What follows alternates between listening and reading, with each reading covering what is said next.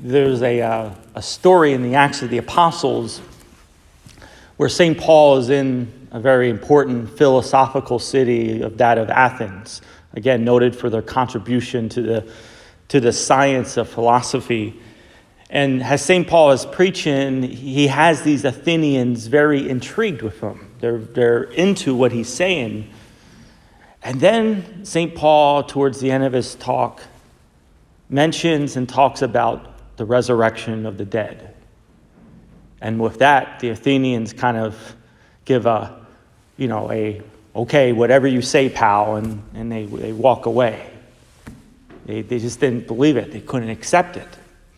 And again, the idea, like I said yesterday, the idea of the resurrection of the dead, if this was some sort of, scam or some sort of myth that these apostles were creating, they wouldn't have used the resurrection of the dead as a motivation tactic. But as St. Paul says, in our first reading, as we come closer to the conclusion of his letter to the Corinthians, with tomorrow being the last, for St. Paul, that whole event that's both described in the Acts of the Apostles and also as he talks about in the letter of Galatians that we're going to hear in a couple weeks, the whole appearance of the resurrected Christ to him completely turned his life upside down. It absolutely changed everything. In fact, in Galatians, he tells us that after Christ's appearance, he spent 3 years in the Arabia desert.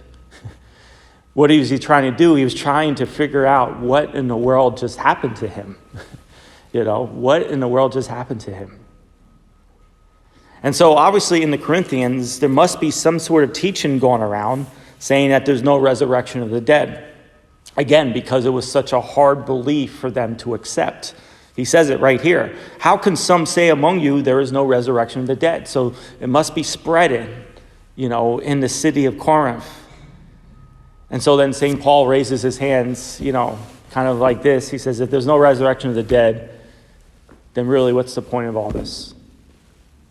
What is the point of your faith if there's no resurrection from the dead? Because if we look at the Gospels, and remember my homily 2 weeks ago, if Jesus was just a philosopher and a moral teacher and a person who's teaching us ethics, if he was just that, how can then he say that you have to love me more than your own family? How can we let him get away with that? This is how we can let him get away with that. Because he rose from the dead, because he is the conqueror, the Lord of our greatest enemy and our greatest defeat in life, and that is this problem of death that we have. And if St. Paul says, if that's not possible, if we're not raised from the dead, then Christ is not raised from the dead, then we stay in our sins aren't forgiven. And what's the point of preaching? What's the point of our faith?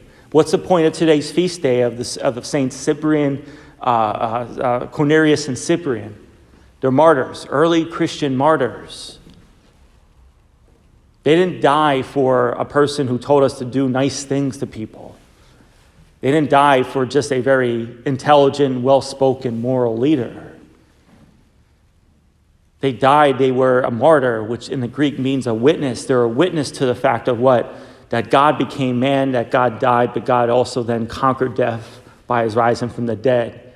And so our own martyrdom, their own martyrdom, it's not an issue for them. Because they know that there's more to come, that the resurrection of the dead is their future, is their destiny. And it is for us, and it is for your loved ones. This is why we're here. This is why we're at Mass. More than just, again, be kind to one another.